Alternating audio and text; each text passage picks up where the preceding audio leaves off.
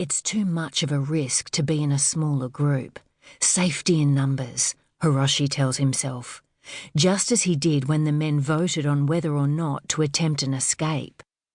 Only hours ago, each hut leader had ordered his men to vote. Hiroshi wanted to mark X on the ballot. He didn't want to do what he was now forced to do. Run, risking death rather than the ongoing dishonour of being held captive as a prisoner of war. He knew there were other men who didn't want to escape either, but they were not the majority. Like most of the others, he did the only thing he could with his ballot paper, voted in favour, and handed it over, yet he remained naively hopeful there would not have to be a breakout at all. The pressure was on all of them. They had only two options: die an honourable death or return home alive. Hiroshi knew that he must no longer bring shame upon his family, even if the stain of being held captive would still be there regardless. Hiroshi does not like his chances of survival. Once it had been agreed they would break out, though, he knew he needed a strategy. If he could get out and away alive, then he would make sure he had the best chance at staying that way. He values his heritage and the traditions that come with being Japanese, but he values his life and the family he so heartbreakingly misses more. He will follow the river because at least he can catch fish to eat if needed. If he can keep himself fed and alive, then there is some hope. Smoke fills the cold night air in Hiroshi's lungs. It's not the smell of log fires warming Cowra homes, though.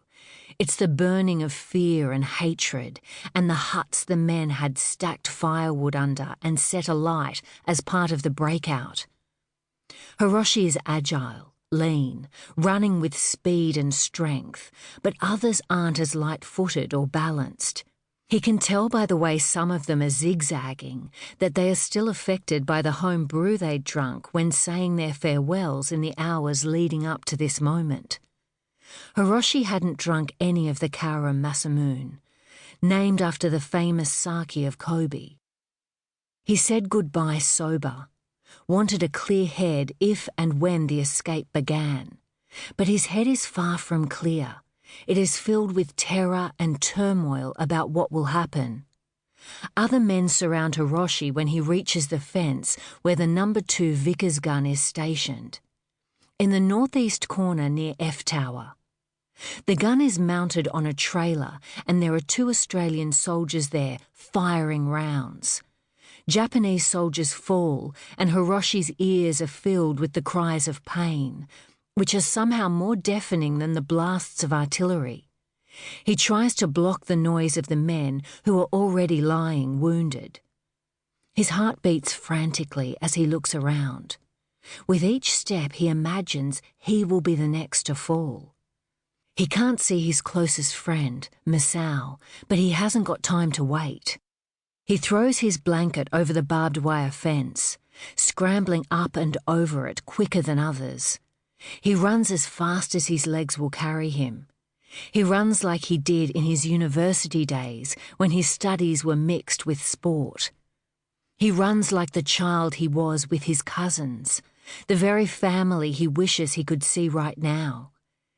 He runs so fast he becomes conscious of his heartbeat, pounding like the taiko drum his father made him listen to when preparing for war. He knew the drums were used in past times to scare the enemy, but also to issue commands. What do Australians use to scare the enemy? What is their war cry? He wonders momentarily. But the beating of the taiko calls his mind to attention, as if the drum is right in front of him, sending a message for him to run, to escape, and to be smarter than the enemy this time. In minutes, Hiroshi finds himself alone, already away from the compound, his friends, Masao, and the night seems suddenly darker. It's the blackest night sky Hiroshi remembers seeing. There are millions of stars, but the moon is low. He is grateful for that. Less chance of being seen as he runs.